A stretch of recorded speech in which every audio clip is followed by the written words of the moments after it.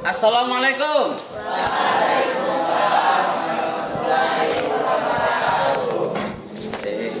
Bagaimana kabarnya anak sekalian? Sehat semua? Alhamdulillah, sehat semua. Baik. Hari ini kita berjumpa kembali ya dari pertemuan minggu yang lalu. Sebelum kita mulai KBM, sebaiknya kita berdoa dulu. Siapkan untuk protokol. Semua siap. Berdoa mulai. A'udzu billahi minasy syaithanir rajim. Bismillahirrahmanirrahim. Alhamdulillahi rabbil alamin. Ar-Rahmanir Rahim. Maliki yaumiddin. Iyyaka na'budu wa iyyaka nasta'in. Ihdinas siratal mustaqim. Siratal ladzina an'amta 'alaihim ghairil maghdubi 'alaihim waladdallin. Amin. Bismillahirrahmanirrahim. Raditu billahi rabba wa bil islami dina wa bil muhammadin nabiyya wa rasulah. Rabbi zidni ilma warzuqni fahma. Amin ya rabbal alamin. Beri salam.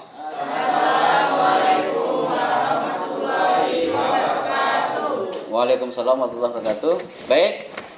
Sebelumnya tanpa habis absen dulu ya. Nanti silakan angkat tangan yang pas habis absen ya. Aisyatul Jannah Putri, Akbar Tirta Firsada, Ini Pak. Al-Farabi Maulana Riguska, Anastasia Cahyani Kirani.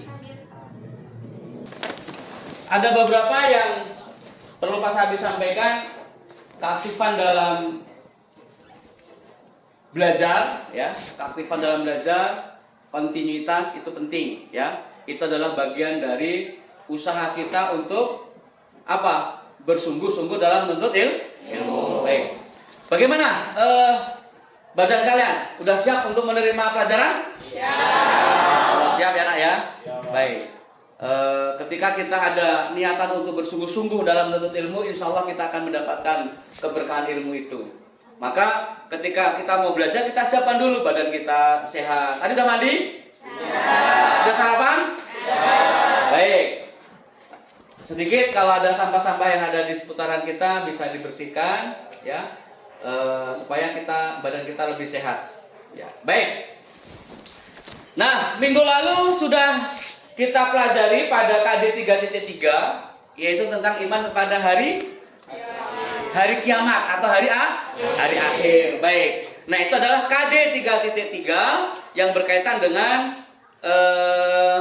iman kepada hari akhir. Nah, pada hari ini akan Pak Sabis sajikan materi kita KD 3.4 tentang iman kepada qada dan qadarnya Allah.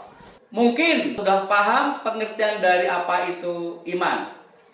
Izin bertanya Pak, pengertian iman itu definisi yang lebih jelas atau singkat itu bisa dijelaskan bagaimana? Baik, ada yang tahu bisa menjawab pertanyaan dari teman-teman tadi masalah iman? Izin menjawab dari pertanyaan. Menurut bahasa, meyakini atau percaya. Menurut istilah, meyakini sepenuh hati, diucapkan dengan lisan, dibuktikan dengan perbuatan. Baik, bagus sekali. Aplaus untuk temanmu. Ya, itulah pengertian iman, ya, pengertian iman. Nah, ini ada kaitannya antara iman dengan hari akhir dengan iman kepada qada dan qadar. Kalau iman kepada hari akhir itu sangat nampak, konkret, ya kan? Konkret. Hancurnya dunia, orang meninggal dan seterusnya itu adalah hari akhir. Sekarang kita akan mempelajari masalah iman kepada qada dan qadar. Ini sesuatu yang abstrak, yang tidak terlihat. Tidak terlihat. Baik. Nah, akan saya sajikan materi berkaitan dengan iman kepada qada dan qadarnya Allah.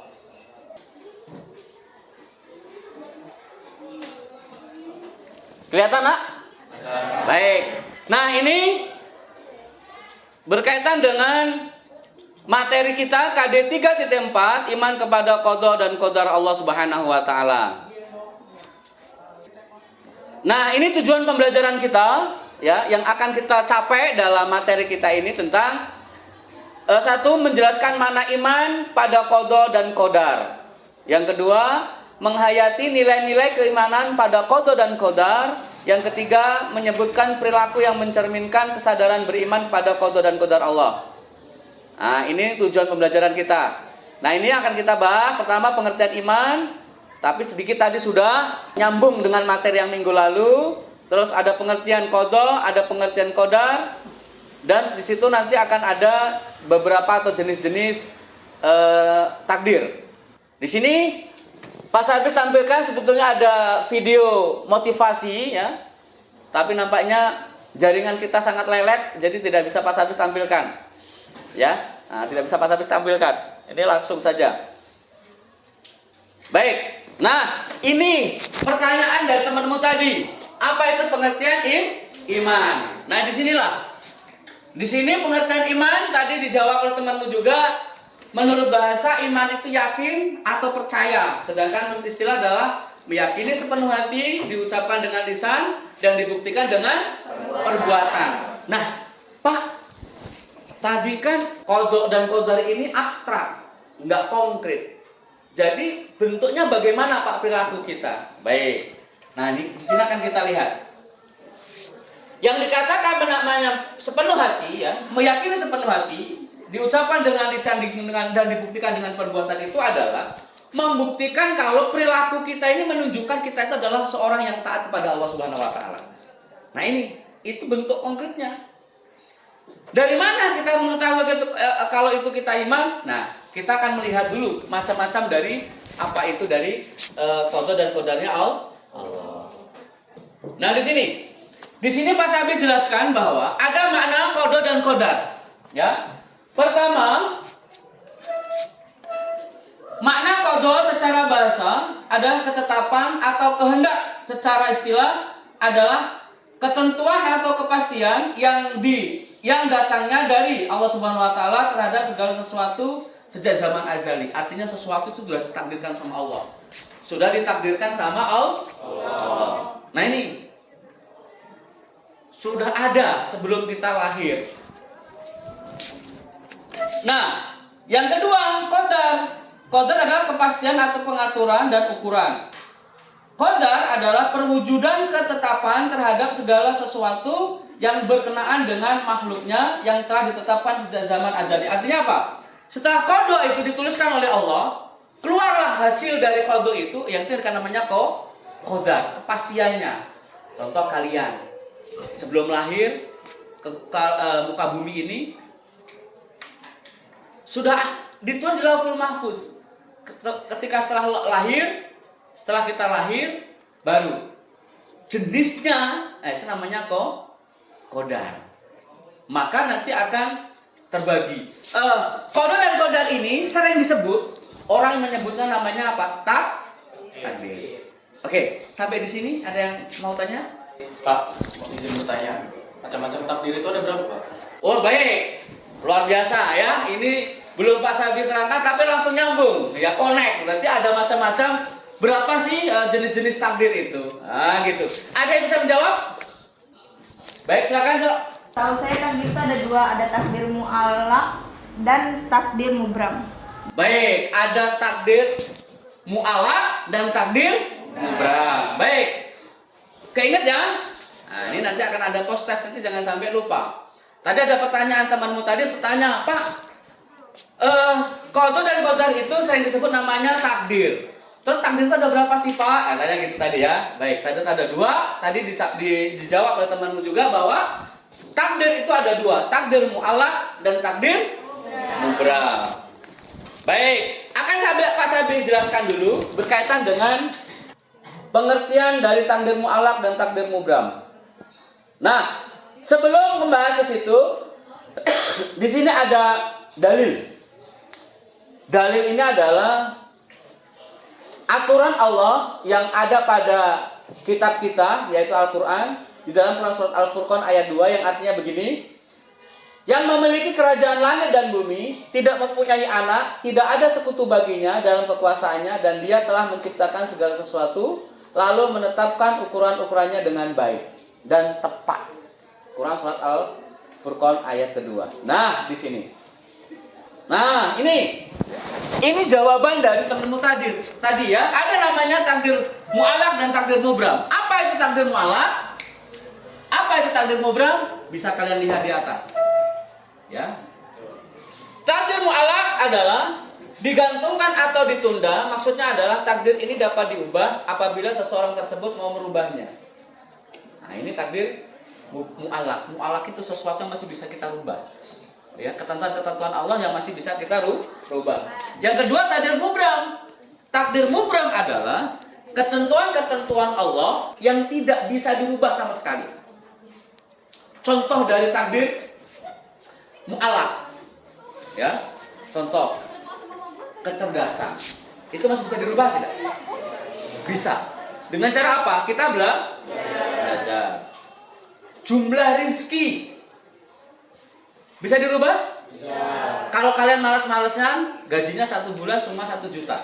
Tapi kalau kalian semangat, banyak aktivitas, sehingga gaji kalian bertambah. Ini berubah. Nah, ini jumlahnya. Tapi kalau rezekinya baru. Nah, itu contoh dari takdir mu'allaq. Sekarang takdir mubram. Takdir mubram adalah segala sesuatu yang sudah ditetapkan oleh Allah dan tidak bisa dirubah kembali.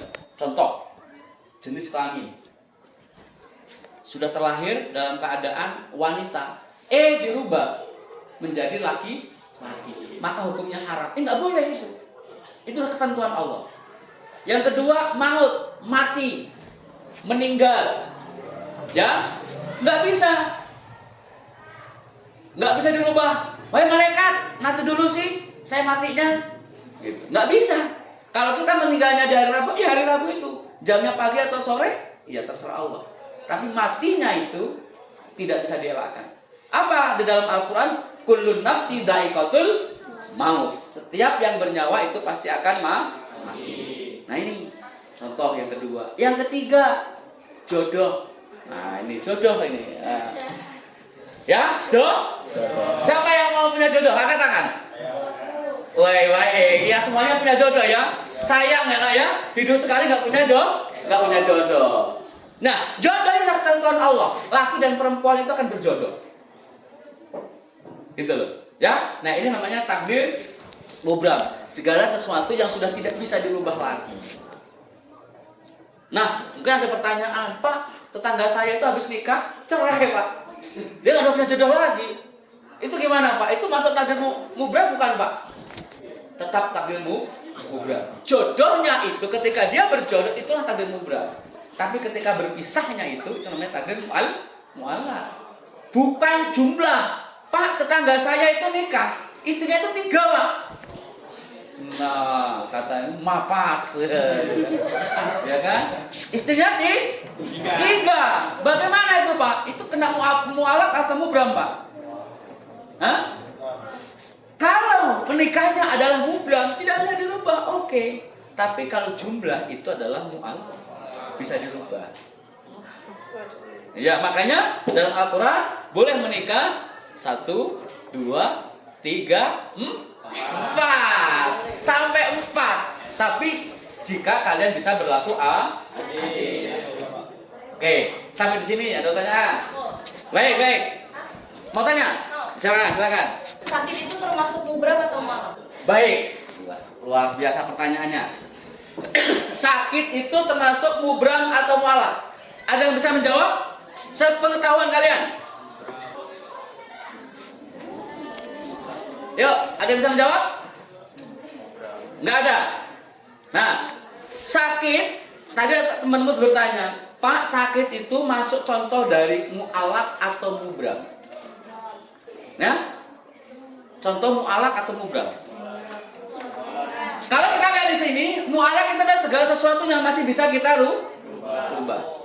Kalau mubram itu kan segala sesuatu yang sudah tidak bisa dirubah. Sebetulnya sakit itu, ya, sakit itu dibuat-buat atau datanya sendiri.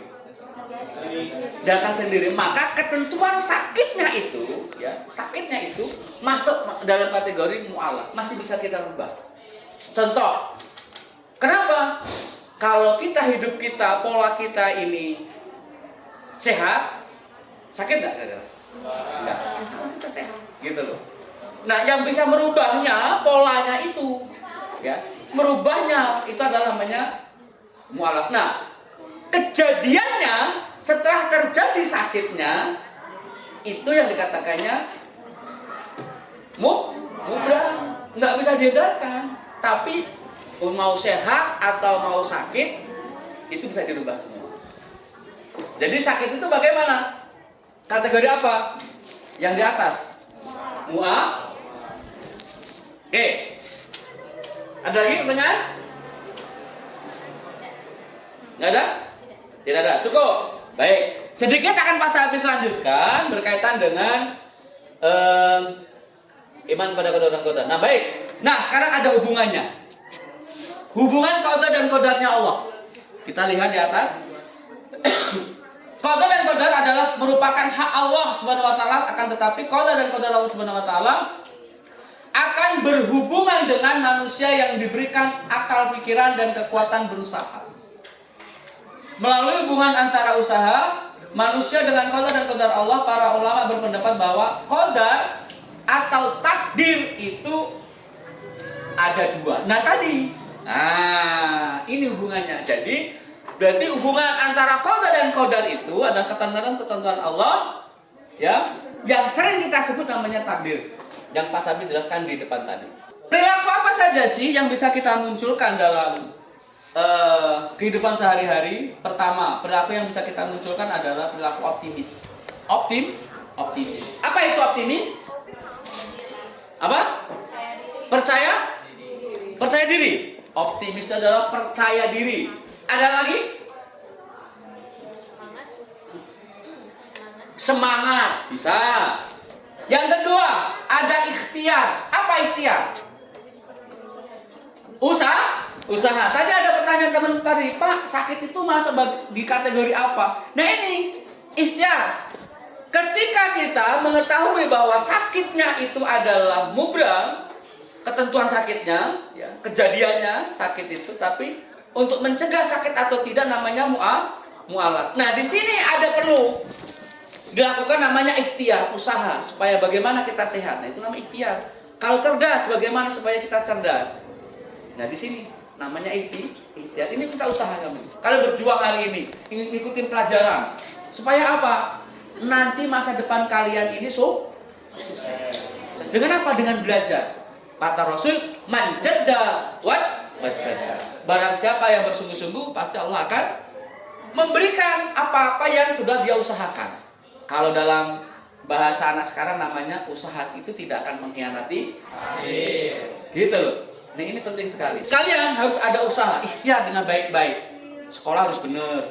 Jangan pacaran saja. Nah, ada punya pacar di sini, kelas ini? Ada. Siapa? Ayesa? Hah? Kalau ada yang berpacaran, Pak, saya biar semangat katanya, ya, tinggalkan dulu ya. Kalau Pak Sabi tidak menghendaki. Yang ketiga, sikap yang perlu kita munculkan adalah bertawakal. Apa tawakal? Pasrah. Apa yang kita usahakan, yang sudah kita usahakan untuk meraih itu semuanya, baru kita pasrahkan sama Allah Subhanahu wa taala. Dan yang terakhir, yang sikap yang perlu kita munculkan dan yang keempat adalah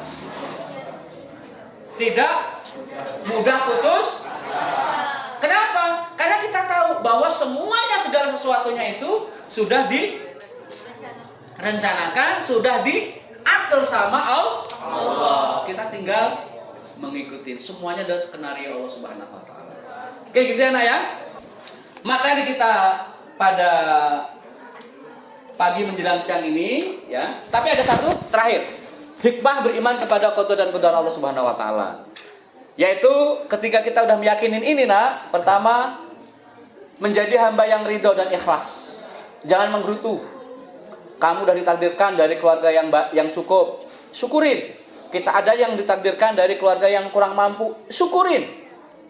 Kata Allah dalam Quran surat Ibrahim ayat ke-7 yang artinya begini, barang siapa bersyukur atas nikmatku, maka Allah akan menambah. Tapi barang siapa yang kufur, sesungguhnya azab Allah sangat pedih. Maka kita di sini ridho dan ikhlas. Jangan menggerutuk orang tua saya miskin, orang tua saya jelek, orang tua saya hitam, jangan. Ya, nggak boleh. Kita harus optimis ya, bersyukur. Kenapa? Sukses itu tidak diatur sama tadi itu. Ya, oh sukses itu hanya orang Jawa, enggak. Sukses itu hanya untuk orang Lampung, tidak. Sukses itu hanya untuk orang Palembang, tidak. Tapi semuanya itu bisa mendapatkan untuk sukses. Yang penting kita di atas tadi itu optimis, ikhtiar, tawakal, dan tidak mudah putus asa. Yang kedua, menjadi hamba yang selalu bersyukur. Tadi. Yang ketiga, memiliki sifat tawadu. Apa sifat tawadu? Tidak sombong. Ya, baik. Sikap tawadu adalah rendah hati. Ya. Walaupun kita orang kaya, tapi kita tidak memperlihatkan kalau kita kaya. Kita adalah orang yang cerdas, anak yang pinter. Ya, di kelas itu mana yang cerdas sekali, tapi tidak menonjolkan kalau dia anak yang paling cerdas. Yang keempat, terciptanya kehidupan yang damai dan tenang. Baik. Nah, inilah ketika kita semua ada punya rasa iman kepada qada dan qadar sudah merasuk dalam jiwa kita, semua kita akan tenang, akan santai. Nggak segontoan, oh kok dia begitu nanti iri, oh dia dapat begini iri. Enggak, karena apa? Itu udah ketentuan Allah Subhanahu wa taala. Baik. Mungkin itu saja yang Pak Sabi sampaikan. Ada kurang dan lebihnya Pak Sabis mohon maaf. Mungkin kalau sebelum Pak Sabis tutup mungkin ada yang mau tanya. Ya. Sedikit Pak Sabis. Pak Sabis bagi sedikit kertas untuk kalian post-test, dan ini adalah salah satu pertanyaan-pertanyaan yang nanti akan Pak Sabis jadikan PTK. Penelitian tindakan kelas Pak Sabis, karena nanti langsung di sini Pak Sabis pakai untuk PTK juga ya, materi kita hari ini. Jadi Pak Sabis akan bagi, nanti tulis namanya, kelas, nomor absennya ya. Ya, gitu ya. Baik.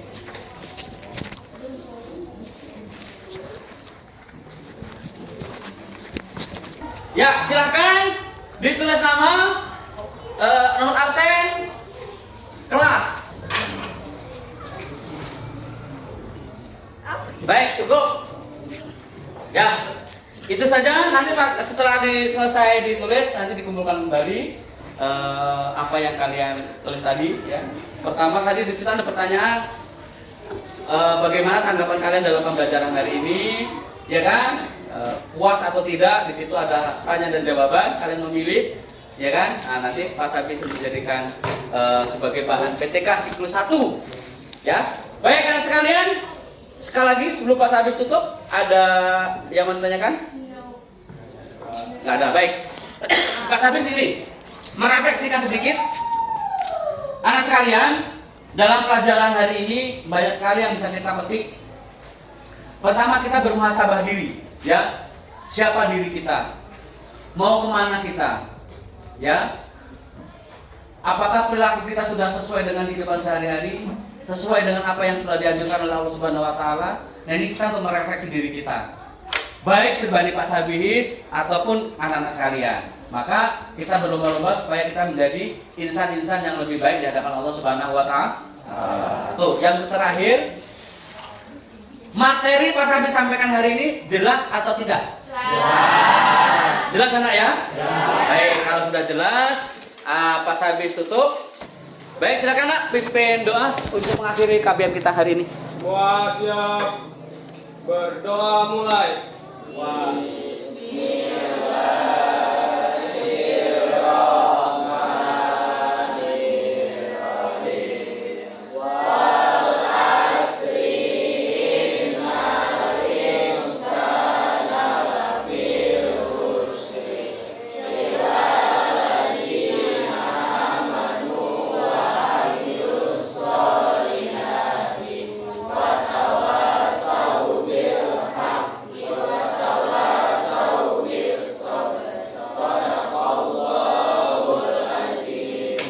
Beri salam. Waalaikumsalam warahmatullahi wabarakatuh.